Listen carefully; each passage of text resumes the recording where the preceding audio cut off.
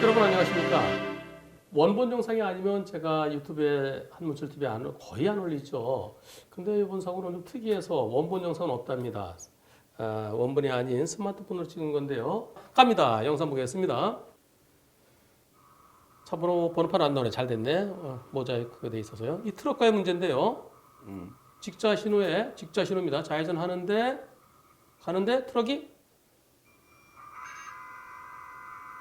사고 났네요. 네.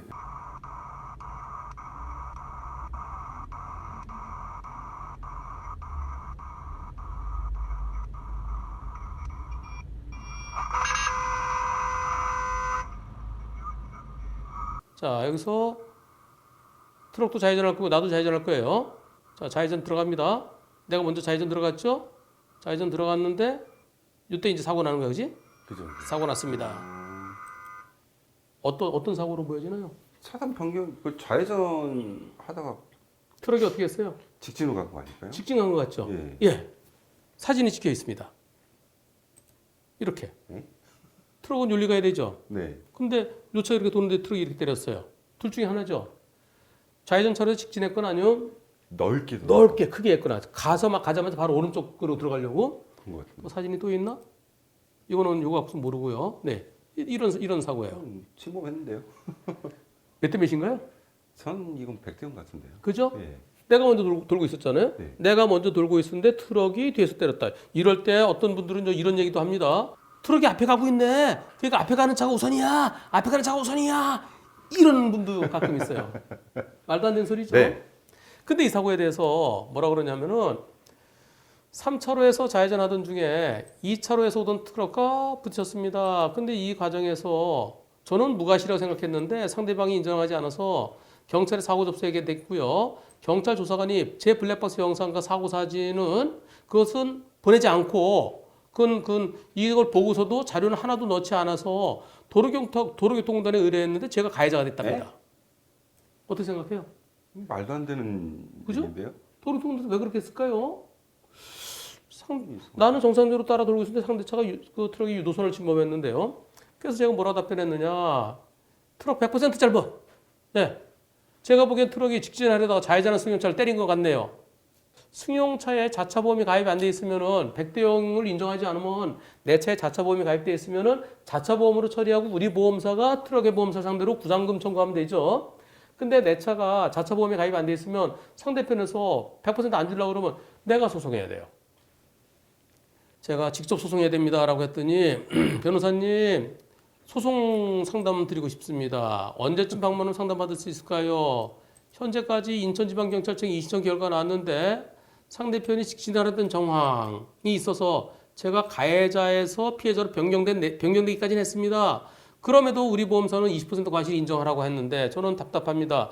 변호사님께 소송 의뢰드리고 싶습니다. 제가 뭐라 그랬을까요? 오라 그랬어? 오지 말라 그랬을까요? 오지 말라 그랬어요. 오지 말라 그랬습니다. 제가 그래서 내 차 수리비는 얼마였나요? 어디를 얼마나 다쳤나요? 그랬더니 안녕하세요 변호사님 친절한 답변 감사드립니다. 제 차 수리비는 200만 원 나왔고요. 사고 진단은 목, 허리, 무릎 등의 염좌로 3주 진단 받았어요. 저 회사원이다 보니까 입원하지 못하고 통원 치료 중인데요. 한 6, 7번 치료 받았습니다. 근데 몸보다도 마음의 부상이 너무 큰 것 같아요.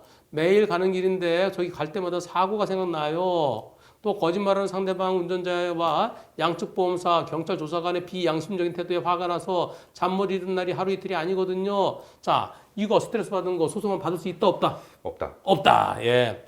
너무 억울한 사고이고 생업에 지장을 받아가면서 여기까지 왔는데 포기하고 싶진 않더라고요. 소송 실익에 대해서는 제가 손해를 보더라도 소송을 통해 꼭 진실을 밝히고 싶습니다. 나홀로 소송이냐 변호사 선임이냐 잘 생각해야 됩니다. 우리 사무실에 착수금이 220만 원이니까 과연 선임할 실익이 있는지 잘 따져봐야 됩니다.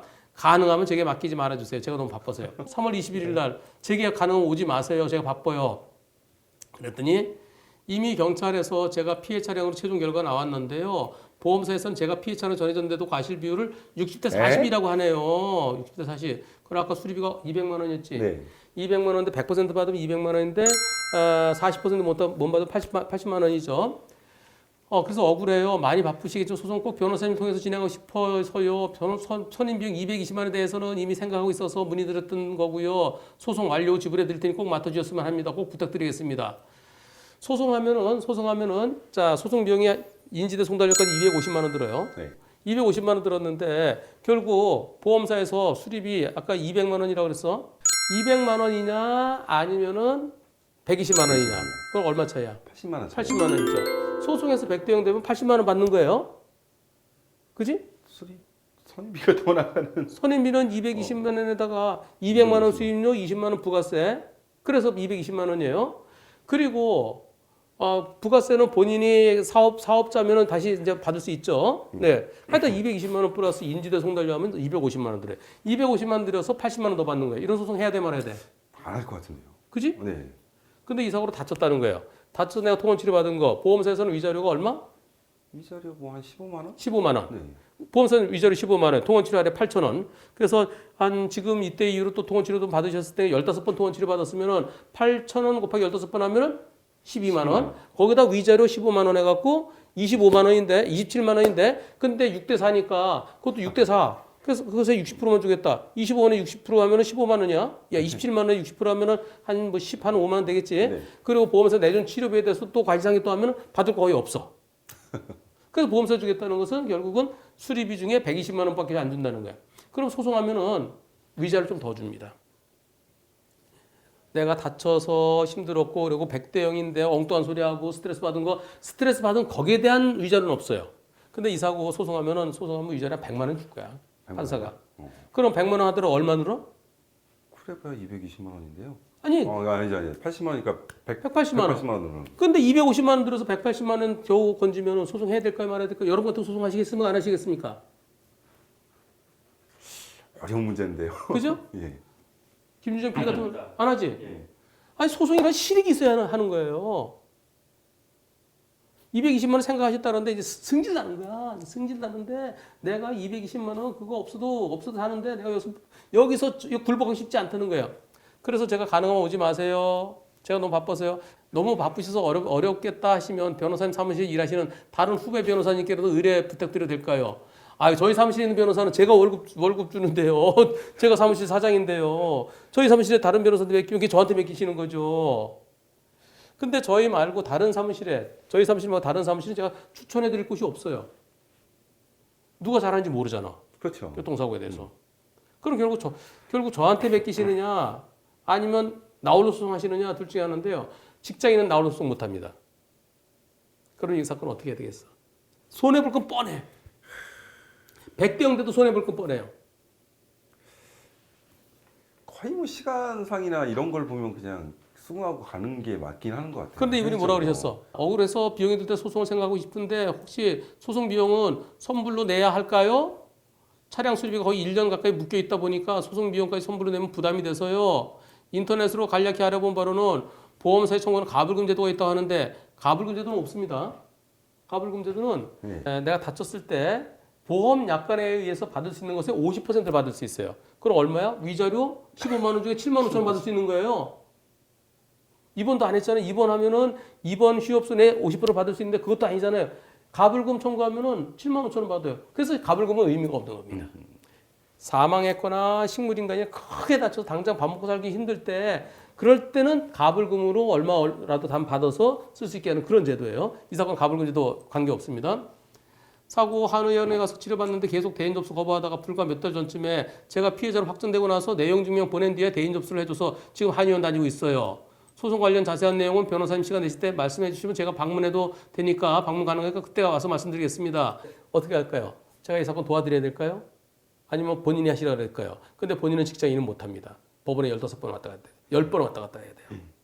그리고 소장 쓰는데 스트레스 쌓이고요. 주민소문 스트레스 쌓여갖고 나오는 소송 직장인은 현실적으로 쉽지 않습니다. 어떻게 할까요? 어떻게 할까요? 신념이 강하신데요. 비용 생각하면은 소송 못할 수도 있어. 그런데 꼭 소송하겠다 그러면은 돈이 없다 그러니까 그러면은 이긴 다음에 수임료 받겠다 그랬어요. 이긴 다음에. 후불을 하자 그랬어. 그렇게는 안 해요 원래. 왜냐면 후불로 하면요 이게 혼인신고 안 하고 사는 거하고 똑같아. 그냥 가는 수가 있어. 우리 직원들이 이런 사건 하지 말제. 변호사님 우리 바빠 죽겠어요. 이것도 똑같이 한 사건이에요. 지금 이 사건은 수임료가 220만 원이지만 다른 사건은 5천만 원, 6천만 원 되는 것도 있어요. 그 사건은 똑같습니다. 소송 진행하는 건. 맡아야 될까요? 말아야 될까요? 저도 저희 직원들하고 좀 상의를 해보겠는데요. 그런 결론적으로는 본인이 판단하십시오.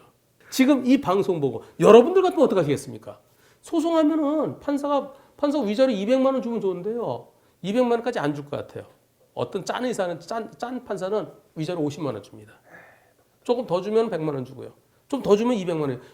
얼마 줄지 몰라요. 만약에 내가 병원에 한 30번 이상 다녔다. 그랬다 그러면 위자료 한 200만 원까지 생각할 수도 있습니다. 근데 지금은 소송하면 소송비용을 못 건집니다. 그렇다고 저는 그러지 않아도 해야 될 게 많은데 너무나 당연한 백도형인데 이 사건을 제가 이걸 갖다가 저 무지장 바빠요. 그러니까 웬만하면 오지 마시라 그러잖아요. 저 바쁘니까 오시지 마세요. 그리고 비용 못 건져요. 그런데 오시겠다 그러면 어떻게 될까요? 저는 이 사건 맡게 되면 제가 수임료는 나중에 받을 겁니다. 그런 결론적으로 본인이 판단하십시오. 소송에서 손해봅니다. 그리고 제가 수임료에서 깎아드리지도 않을 거예요. 이럴 때 마치겠습니다가 아니고 미치겠습니다. 미치겠습니다.